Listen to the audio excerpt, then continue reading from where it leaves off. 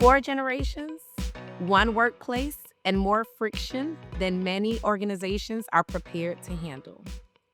From debates over remote work to differences in communication styles to growing tensions fueled by rapid AI adoption, today's workforce isn't just diverse, it's divided. And at the center of it all is something harder to measure, but impossible to ignore: a decline in workplace civility. Welcome to Honest HR, where we turn real issues facing today's HR departments into honest conversations with actionable insights. I'm your host, Monique Akanbi. Let's get honest.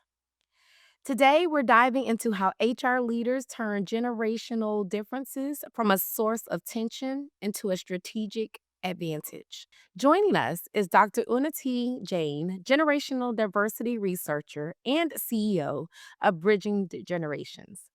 Welcome to Honest HR, Dr. Unnatti. Thank you, Monique. Thank you for having me. It's such a joy to see you again after seeing you at Dallas Sharm. So I appreciate you bringing me on. Yes, yes, it is such a pleasure to have you on to Honest HR and to talk about a topic that I am very interested about, which is generations in the workplace. Being a mother of a 16-year-old and a 21-year-old who are both in the workforce, I'm often talking to them about the generational differences and how they interact with each other. So I'm really excited to talk about this topic with you today. Of course, Monique, I'll be happy to add to that. I'm hoping so, and hopefully you can give me some insight as well So in terms I of hope so. guiding my Yes. kids as well. I have a 22-year-old too. So I absolutely can. This topic is very close to my heart and I work a lot with you. So hopefully we'll have some nuggets for you at the end of today. Same here, so awesome. Well, honestly, two SHRM reports found that multi-generational divides are major contributors to workplace challenges. Our civility index shows that the age or generational differences rank among the top five causes of incivility. And our 2026 CHRO priorities and perspectives report shows that 47% of CHROs expect an increase in challenges and opportunities of managing a multi generational workforce. What patterns are you seeing in how different generations define and experience workplace civility? Thank you for quoting those numbers. Firstly, Monique, I think the world needs to hear this. It's a topic that's very close to my heart. So I may go a little bit off script, but please bring me on. So to answer your first question, what's really interesting is that the definition of civility is actually pretty consistent across generations. But the delivery is where things begin to differ. So civility, according to me, isn't a soft skill. It's a business strategy, right? Now, for example, let's take an example. Our younger employees often equate civility with inclusion, being heard, feeling psychologically safe. They're very, very tuned into tone and intent. Whereas more seasoned professionals may define civility more as respect, professionalism, structure. So the conflict really isn't what civility is, it's how it shows up. One group might think I'm being efficient, while the other feels I'm being dismissed. So, how do you define civility? It's different definitions. Wow. So you just said a mouthful in terms of the delivery, right? Like that is what stood out the most to me, right? So I think that I would agree with you in terms of how civility is defined based on generations, but what's more important is the delivery of that. So, how does improving civility and cross generational collaboration directly impact key metrics like retention, productivity, and even employee engagement? So, thank you, Monique, for that question. People don't leave companies. People leave managers, people leave environments where they don't feel seen, and that impacts everything. When people feel respected, understood, they stay longer. It directly reduces attrition and it increases engagement because people are more willing to contribute ideas when they don't feel shut down. Right? I mean, look at it from your perspective or my perspective. I was in the corporate world before do, before doing what I'm doing right now, and that's one of the reasons that I left my organization. And from a productivity standpoint, you also reduce friction. Teams spend less time navigating tension and more time actually doing the work, so your ROI increases. So, civility, again, once again, I'm going to say that out loud, civility isn't a soft skill, it's a business driver. So, the more we bring civility into organizations and define civility cross generationally, the higher the ROI is going to be and the lower the attrition is going to be. So, what I get from that is one understanding, and I would agree with you. People don't leave organizations, they leave people, right? And so, and I love that you call out that civility is not a soft skill, that it's a business strategy. And the more that we're able to understand each generation and the delivery of how we interact with each other, then we're more apt to improve productivity and retention and increase engagement across all generations in the workplace. Would that be accurate? Yes, that's absolutely, you got that right. Okay. Awesome. So, where do you see the biggest disconnects between generations right now? Is it communication styles, expectations of leadership, or even attitudes toward work? So, I think what one generation calls efficiency, another experiences as dismissal, right? So, three big ones: communications, expectation of leadership, and relationship to work. Now, communication is huge. Some prefer direct, quick messages, Slack, others value context and conversation. Leadership expectations differ too. Our younger employees often want coaching and transparency, while others are used to more hierarchical structures. And of course, then there's work itself: flexibility versus stability, purpose versus process. None of these, according to me, are right or wrong. They're just different lenses. But the three big ones that I'm going to define and answer your question to is communication, expectations of leadership, and relationship to work. So, in terms of communication, right? You just said you made a comment around efficiency could then also be experienced as dismissal, right? And then what happens in terms of well, so how do you what would you tell our audience in terms of how to increase communication or even expectations across generations in the workplace? How to increase communication? There are multiple ways of doing it. I think the first I would say is hear your employees. We're talking cross generational communication. Every generation brings different communication styles onto the table. So everybody has something to add, everybody has something to share. If we start looking at the younger employees as an asset will and using something like maybe a product like reverse mentoring, where we learn from the younger employees while we teach them something. We give them institutional knowledge and maybe they give us more about social media or about um, um, um, better communication techniques. That could be helpful. And then conduct workshops, and asking. What I do normally, Monique, is when I go into places as a returner into organizations where they're trying to reduce the generational gap because they are so focused on managing conflict that they're unable to make the money. So what I do is the first thing I do is I conduct a survey across the organization, and I get real numbers and I get real tangible results. So I know exactly what my next step is going to be. So whether it's going to be to conduct focus groups, whether it's going to be um, we want to take it leadership down or we want to take it bottom up. How we do we want to give an individual coaching to the younger employees? Do we want to develop communication workshops for them? Are they missing the work etiquettes? Are they missing the basic civility? Do they need to be taught how to come to work or what the basic etiquettes are going to be? I'm going to quote an example over here. The other day I wrote a newsletter. I write a newsletter every Tuesday at 8:30 in the morning, and people, believe it or not, love it because they're all stories, real time stories.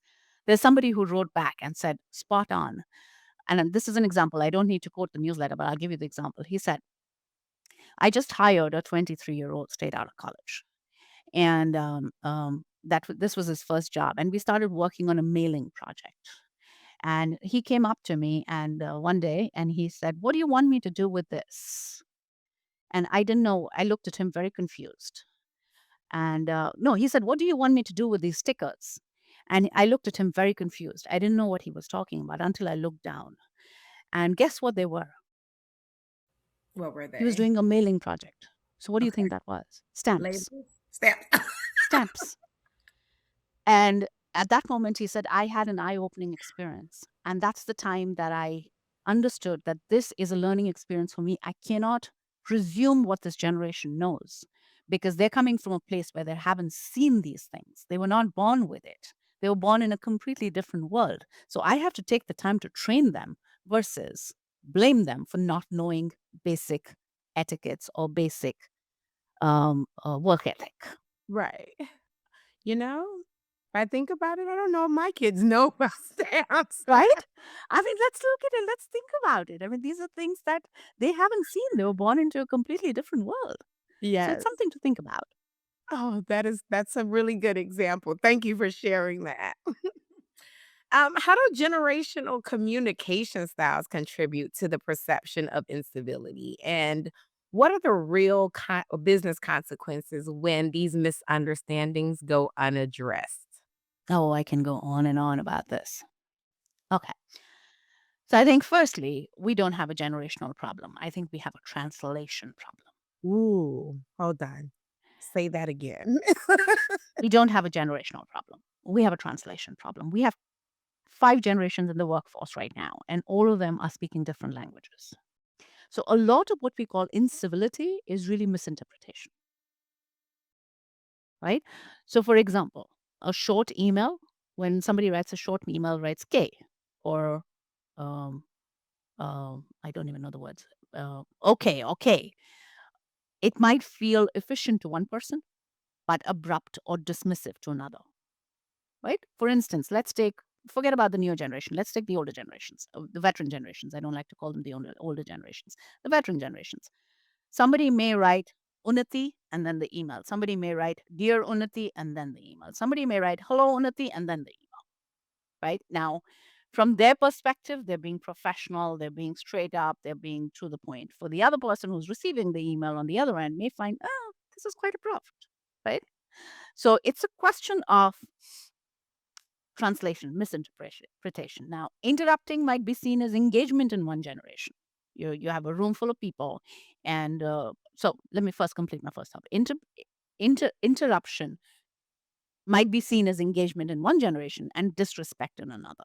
For instance, you have a room full of people, and you're talking about a very passionate topic, and there are 5 people talking at the same time because they're super passionate about it. One person could see it as, wow, this is a really engaging room, look at all these young people, they're so excited about the topic. Whereas another person would say, wow, this is so disrespectful, they're talking over one another. Right? But the business consequence is real. So you start to see breakdowns in trust, decreased collaboration, and eventually disengagement. Why? Because there's a translation problem. Now, if those misunderstandings go unaddressed, they quietly turn into retention issues. Wow. I'm gonna have to quote you on that one. I mean, you had me at we don't have a generational problem. We have a translation problem. So thank you so much for sharing that. That was gosh, spot on and definitely something I can relate to as well. Right. With AI tools changing how we work, how are different generations adapting? And what challenges or opportunities does this create for HR teams? That's a big one. So I get this a lot. As a matter of fact, somebody had reached out to me the other day saying, we want you to speak at an AI conference and bring the human component in it. So here's what I'm going to say: AI can scale work, but only humans can scale trust. There's definitely a spectrum, right? Wait a minute, Onati. Sorry, like you are dropping so many nuggets. I need you Sorry. to repeat Am I that. going too fast? No, no, no, no, no. Absolutely. So I just need you to repeat AI. So AI can scale work, but only humans can scale trust. I'm a big proponent of that. I love AI. I think it can create miracles and it can scale your work. But in organizations, unless and until we have the human touch, the trust is not going to be scaled. So we need the humans to scale trust. So there's definitely a spectrum. Our younger generations tend to adopt AI very quickly. They see it as a tool for speed and innovation, right? Now, more experienced employees may be more cautious, sometimes concerned about their job security or losing the human element. It's not necessarily about fear all the time. It could also be about, in an AI world, how do you keep the human element alive? But here's the opportunity. When organizations position AI as a complement to human work and not as a replacement, you reduce fear and increase adoption. So the real win here is really combining digital efficiency with human empathy. We'll be back in just a few moments. Stay with us. HR never stops evolving, and neither should you. Join your peers at SHRM-26, June 16th until the 19th in Orlando, Florida, for fresh ideas and real solutions that help you move forward. Learn more at shrm.org/SHRM26. Some days it feels like you're just running to keep up. With SHRM, you set the pace and you stay ahead. SHRM membership now gives you access to business intelligence, advanced benchmarking, and in-the-moment support from HR experts, all built for the decisions you're accountable for. Behind every confident HR leader is SHRM, so you know what's coming and you're ready for it. Join SHRM today, because if it's a work day, it's a SHRM day. SHRM. So, return to the office has been a flashpoint across generations in the last few years.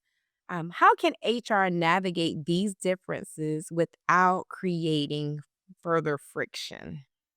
So I think this topic came up straight after COVID. And that's when it became a real issue. And the mistake organizations, according to me, are making is they're treating it as a policy issue instead of a people issue. Different generations value different things: flexibility, connection, structure, autonomy, right? So the key is not choosing one over the other, but being very intentional about why people come together. I'm going to want to go to an office if it's a place of collaboration, mentorship, and connection. I don't want to just sit at my desk. When I'm just sitting at my desk and I'm just working, I can do that at home. Why am I going to spend the time traveling, commuting, going to work, coming back? But if my office is a place where I get to connect with humans, where I'm not micromanaged, you get much more alignment. So again, if it's something to think about, are we treating this as a policy issue or are we treating this as a people issue?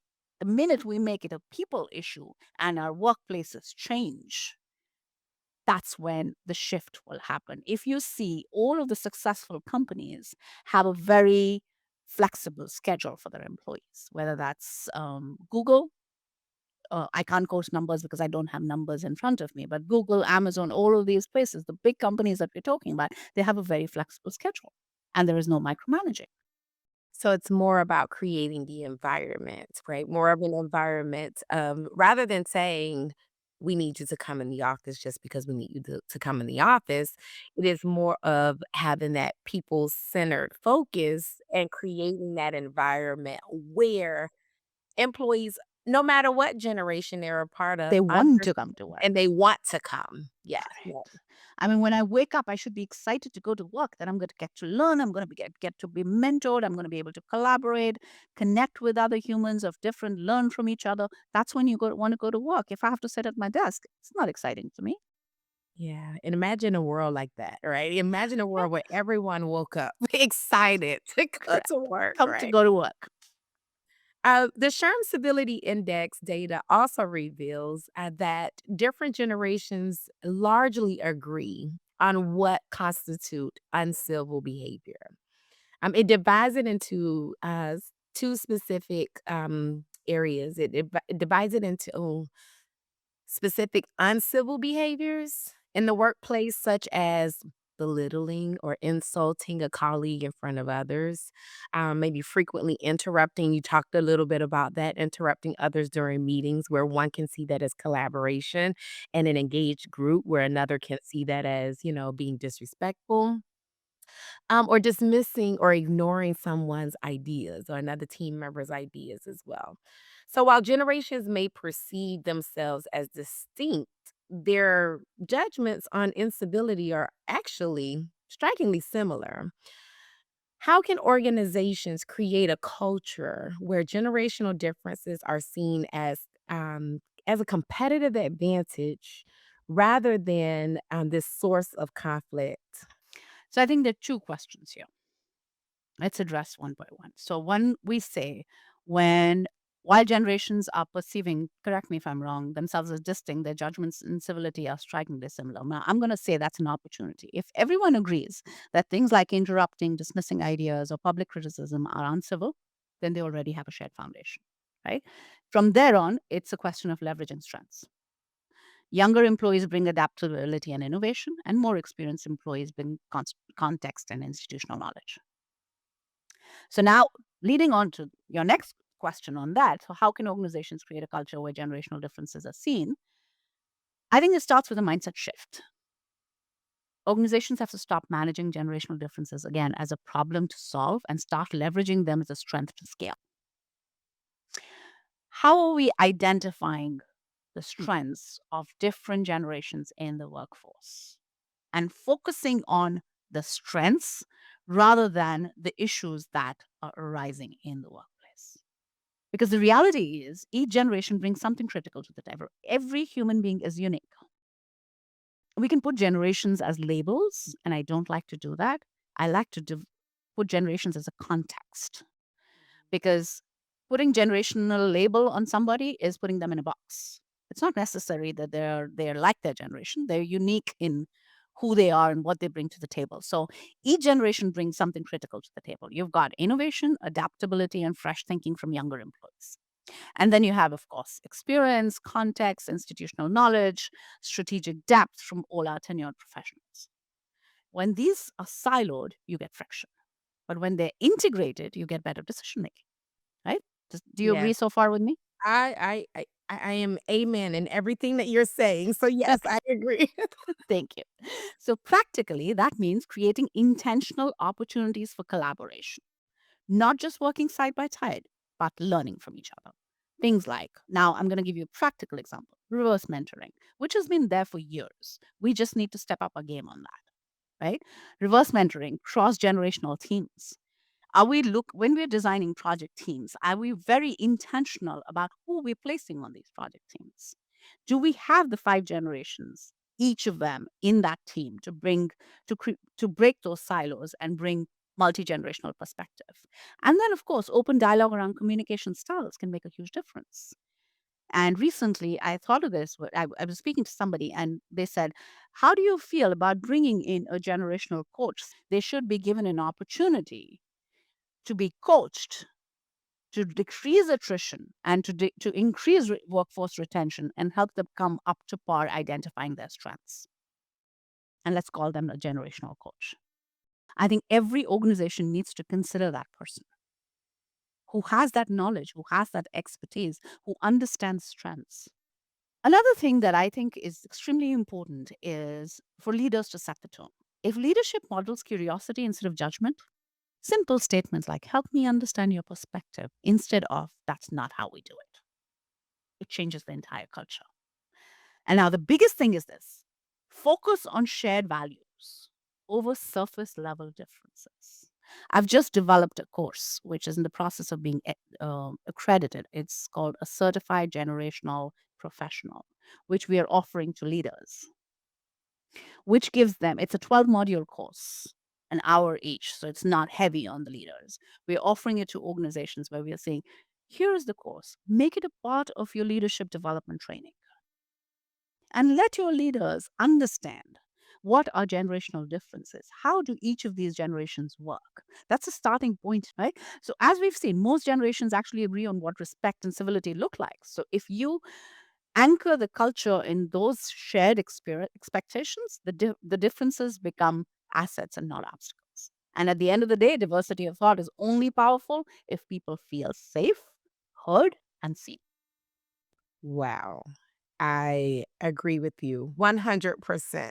And I think of even myself, right? So you made a statement around being, when you're identified or you're categorized as a one generation, right? You're boxed in, right? So then, and I think about I can relate to all generations, right? From one aspect to another. So I love that, being curious and kind of understanding rather than being judgmental of one group or another. And there are so many more similarities and things in common versus there are in differences, and being able to leverage the strengths of each individual, no matter what their generation is. Correct. Let's not box them. Let's not say Gen Zs are like this, or millennials are like this, or alphas are like this. Let's create context. They're individuals. So, yes, generational diversity is important, generational knowledge is extremely important, but there are some myths that we need to bust because we come in with a very closed mind and we say, Mhm. they're Gen Zs. I know how they are. They're these young people. They don't know how to work. They have no work ethic. Right. I think about my 21-year-old, right? So one thing I will say, I'll, tout myself, pat myself on the back. They had both of my kids actually, the 16-year-old and my 21-year-old, they have extreme work ethic, right?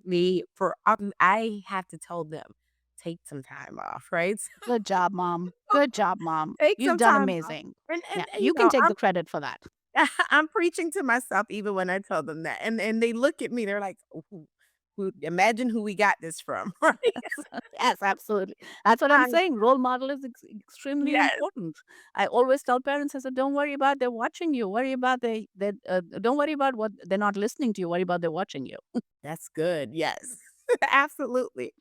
So as we look ahead, and the youngest generation being Generation Alpha, and as they enter into the workforce, how should HR prepare the business to accommodate another layer of what we may define as generational complexity? God bless our HR.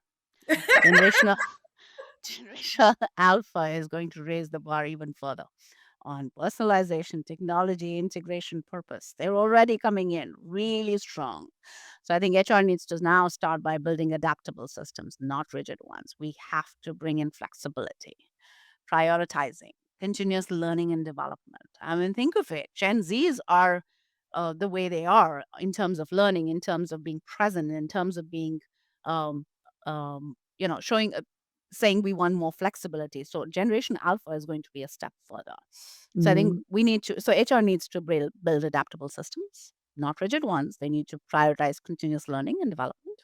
And most importantly, strengthening human connection in a digital world. And why do I say that? I'm going to create a demarcation here between Gen Z and Alpha. Gen Z is, everybody tells me they're so hyper focused on technology that they don't know how to communicate, which is true, right? But communication is a skill that needs to be taught. That's one. Two, this is a generation who is asking for more human connection. They're more looking for mentorship. I'm a coach. They are one of the generations who is very eagerly looking for a coach willing to invest in themselves because they want that human connection. So when we're talking about alpha is going to be a step further. They're going to need more human connection in an AI world because the more technology advances, the more people will crave belonging, meaning, connection. So alpha is going to take it a notch up. Wow. So build adaptable systems, focus more on human connection, right? Oh, that's so good. Oh my gosh, this has been so enlightening. Thank you so much, Unity, for sharing your insights with us. Thank you for having me, Monique. It is a pleasure. It is a pleasure. It's wonderful to be here. I love the conversation. And thank you to you and your team for doing this. You guys are doing great work. Well, it is our pleasure. So that is going to do it for this week's episode of Honest HR. We'll catch you next time. Hello, friends. We hope this week's episode gave you the candid tips and insights you need to keep growing and thriving in your career. Honest HR is part of HR Daily, the content series from SHRM that delivers a daily newsletter directly to your inbox, filled with all the latest HR news and research. Sign up at shrm.org/HR Daily. Plus, follow SHRM on social media for even more clips and stories. Like, share, and add to the comments. Because real change starts with real talk.